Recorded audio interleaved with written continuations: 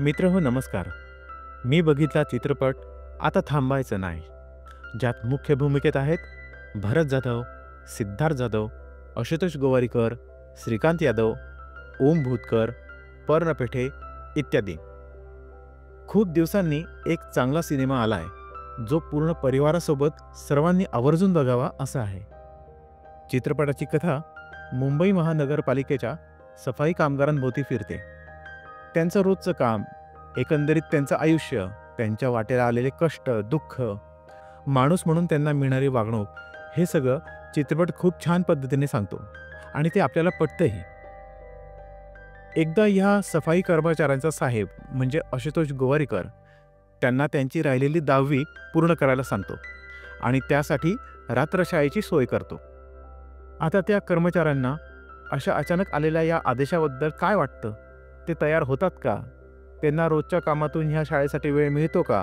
किंवा त्यासाठी त्यांना कुठल्या अडचणींना सामोरं जावं लागतं वगैरे या प्रश्नांची उत्तरं चित्रपटात मिळतील. रोज आपल्या समोर असणारे, त्यांचं काम करत राहणारे हे सफाई कामगार त्यांच्या आयुष्यात किती कठीण प्रसंगांना सामोरे जात असतात. मग त्यांना जडलेल्या शारीरिक व्याधी असो, कमी पगारात घर चालवणं असो किंवा जनसामान्यांकडून त्यांना मिळणारी वागणूक असो, चित्रपट त्या वर्गाच्या समस्या दमदारपणे समोर ठेवतो. चित्रपटात सर्व पात्रांनी त्यांचं काम अगदी चोख केलं आहे, ज्यात प्रामुख्याने भरत जाधव, सिद्धार्थ जाधव, आशुतोष गोवारीकर यांचं नाव नक्कीच घ्यावं लागेल. चित्रपट तांत्रिकदृष्ट्याही चांगला झाला आहे. शिवराज वायचाळ यांचं डायरेक्शनही चांगलं आहे. संवाद दमदार आहेत.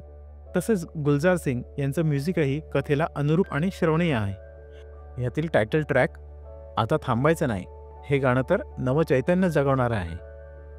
हा चित्रपट एका सत्य घटनेवर आधारित आहे. चित्रपटाच्या शेवटी मूळ कर्मचाऱ्यांचे फोटो आणि माहिती दाखवली जाते.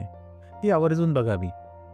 मी या चित्रपटाला देईन 10 पैकी 9 मार्क्स, कारण चित्रपट त्याच्या भावना लोकांपर्यंत पोहोचवण्यात नक्कीच यशस्वी झाला आहे. बाकी तुम्ही हा चित्रपट बघितला असल्यास तुम्हाला कसा वाटला ते कमेंट बॉक्समध्ये सांगा.